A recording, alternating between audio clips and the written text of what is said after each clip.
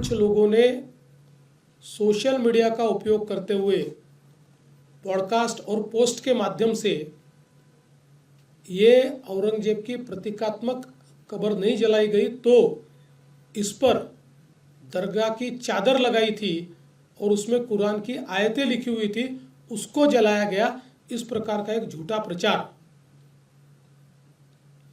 किया और लोगों की भावनाओं को भड़काने का काम किया। नागपुर के कुछ इलाकों में लोग जमा हुए और दंगइयों ने पत्थरबाजी की, गाड़ियों को तोड़ा, दुकानों पर हमला किया और बड़े पैमाने पर नुकसान करने का काम किया। कुल मिलाकर 33 पुलिस के लोग और कुछ सिविलियंस और सारे कुल मिलाकर 40 लोग इस प्रकार से इसमें घायल हुए। ये जितना नुकसान दंगइयों ने किया है इसका पूरा हिसाब निकाला जाएगा और ये पूरा नुकसान उनसे वसूल किया जाएगा। आज जो नागपुर में दंगइयों ने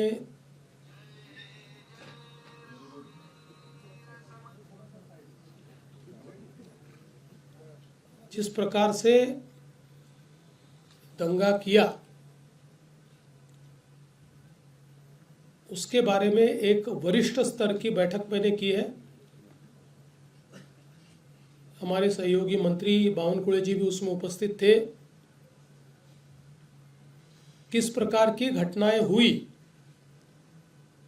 उन घटनाओं में अगर कोई लैप्सेस थे तो वो क्या थे, उन घटनाओं को किस प्रकार से रिस्पॉन्ड किया गया और घटनाओं के बाद अभी तक क्या कार्रवाई की गई, इसकी पूरी जानकारी मैंने प्राप्त की है। मेरे अपने कुछ ऑब्जर्वेशंस उस संदर्भ में थे, वो भी मैंने पुलिस आयुक्त और जो वरिष्ठ अधिकारी थे उन सबके सामने रखे हैं। मूल रूप से ये घटना जिस दिन घटी उस दिन सुबह औरंगजेब की एक प्रतीकात्मक कब्र जलाई गई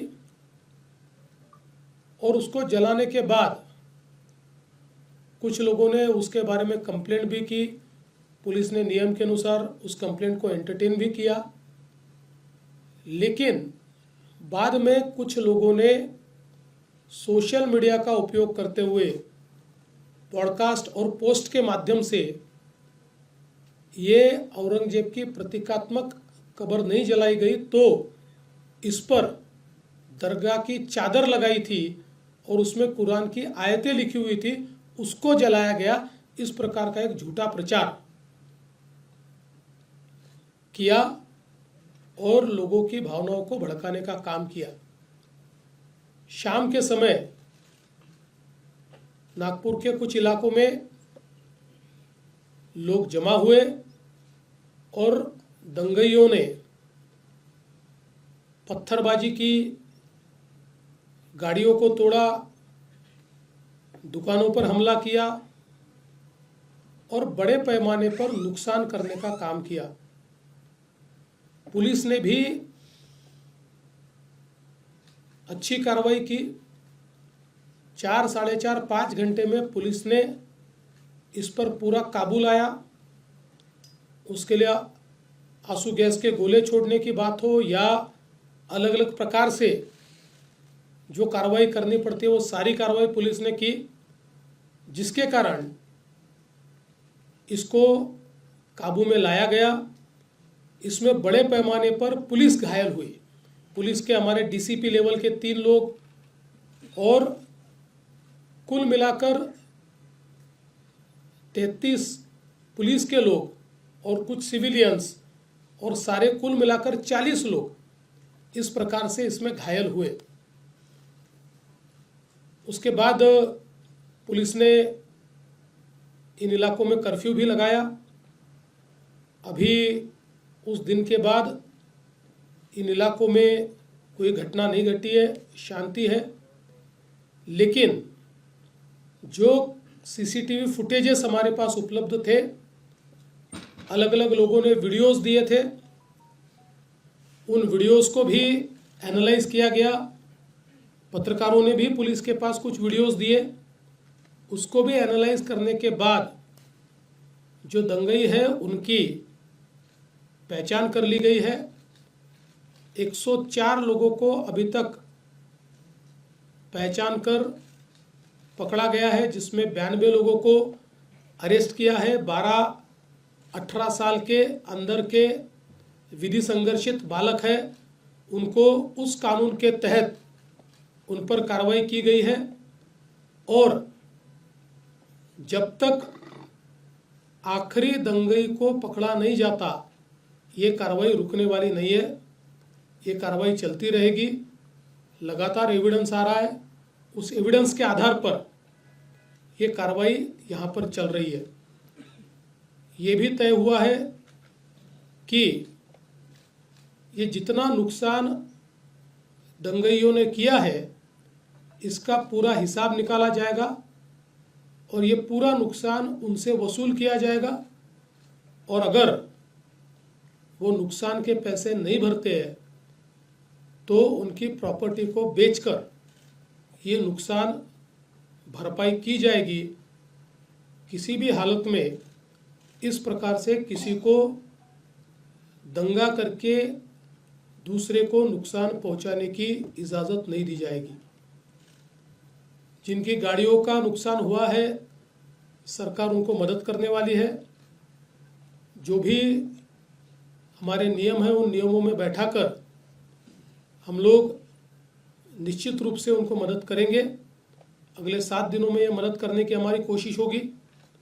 और साथ साथ जिन लोगों ने सोशल मीडिया का उपयोग करते हुए इस प्रकार के पोस्ट किए जिसके कारण दंगे भड़के या दंगे भड़कने में या लोगों को भड़काने में जिनकी पोस्ट ने काम किया है, ऐसे लोगों को भी हम लोग सह आरोपी बनाएंगे, को एक्यूज बनाएंगे और उनको भी दंगे का आरोपी माना जाएगा। करीब 68 पोस्ट ये अभी तक आइडेंटिफाई करके उसको डिलीट किया गया है। कुछ आइडेंटिफिकेशन अभी भी जारी है, वो आइडेंटिफिकेशन होने के बाद उस पर भी कार्रवाई की जाएगी।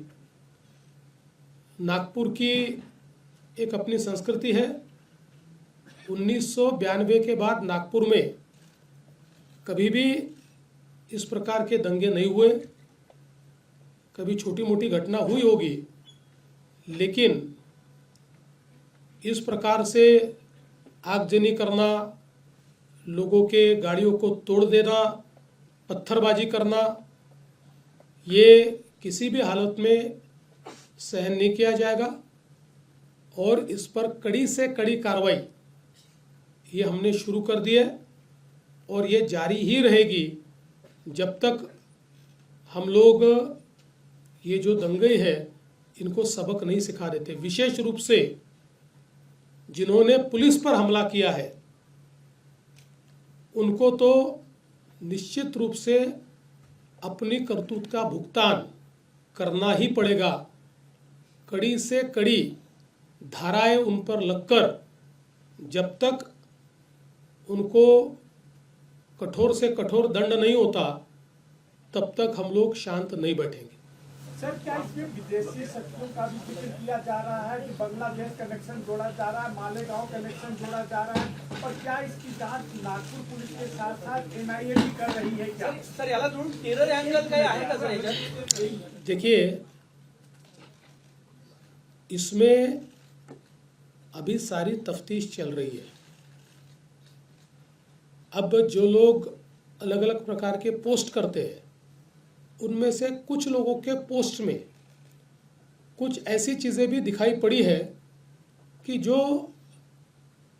बांग्लादेशी लगती है, पर आज इसमें बांग्लादेशी एंगल है या विदेशी हाथ है ऐसा कहना इस समय उचित नहीं होगा जब तक उसकी पूरी जांच नहीं हो जाती। इसलिए मुझे लगता है कि अभी हाँ, जहाँ तक मालेगांव का सवाल है तो वो तो दिख ही रहा है, क्योंकि जो पार्टियां मालेगांव की इनको मदद कर रही है, इन्होंने वहाँ पर जो ऑफिस खोला है, जो आरोपी है, तो वो कनेक्शन तो बिल्कुल दिखाई पड़ रहा है।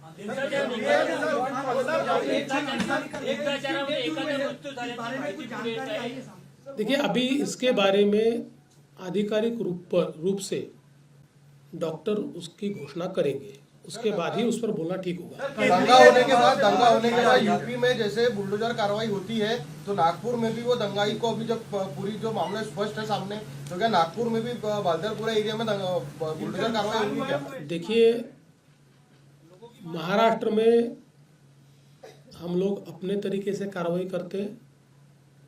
जहां बुलडोजर चलाने की आवश्यकता होगी वहां चलेगा, जहां गलत काम होगा उसको रौंदा जाएगा, किसी को बख्शा नहीं जाएगा। सर, 2 दिन पहले कर्फ्यू में शिथिलता लाई गई सर के बाइट में कहा गया है, सीपी सर ने, कि 80 लोगों में से 11 लोग, और आपने भी बताया कि विधि संघर्ष बच्चे हैं, तो ये फिलिस्तीनी पैटर्न है। तो हमारा एक लॉ है कि अगर 18 साल से कम बच्चा जो है वो गाड़ी चलाता है, कुछ एक्सीडेंट होता है या पकड़ा जाता है, तो माँ बाप मतलब उसकी सजा होती है। तो ऐसे में नहीं लगता अगर ये आगे रोकने के लिए ऐसा कुछ कानून बनना चाहिए? देखिए, अभी इसकी जांच होगी, और मैंने जैसे बताया कि हमारे पास अवेलेबल जितने कड़े से कड़े कानून हैं, उन कानूनों के तहत हम लोग इसमें कार्रवाई करेंगे। 2012 में जब मुंबई में वायलेंस हुआ, 2012 में के हालात में महिला कांस्टेबल्स के साथ काफी अभद्रता की गई थी, इसमें भी वैसा ही है, एक सिमिलर पैटर्न लग रहा है। देखिए, महिला कांस्टेबल के साथ अभद्र व्यवहार हुआ, मैंने सीपी साहब को ये पूछा है, ऐसी परिस्थिति नहीं है। हाँ, महिला कांस्टेबल पर पत्थर फेंके गए, उनको आहत करने का प्रयास हुआ है, लेकिन जिस प्रकार से मीडिया में बातें चली है, मैंने उसके बारे में पुलिस कमिश्नर से जानकारी ली, और पुलिस कमिश्नर ने स्वयं उसकी जांच की है, और उनका कहना यह है उस प्रकार का अभद्र व्यवहार नहीं हुआ है। हाँ, जरूर, और ये भी गलत ही है कि महिला कांस्टेबल को घेरकर उनके ऊपर पत्थर फेंकना, तो उसके ऊपर वैसी कार्रवाई होगी।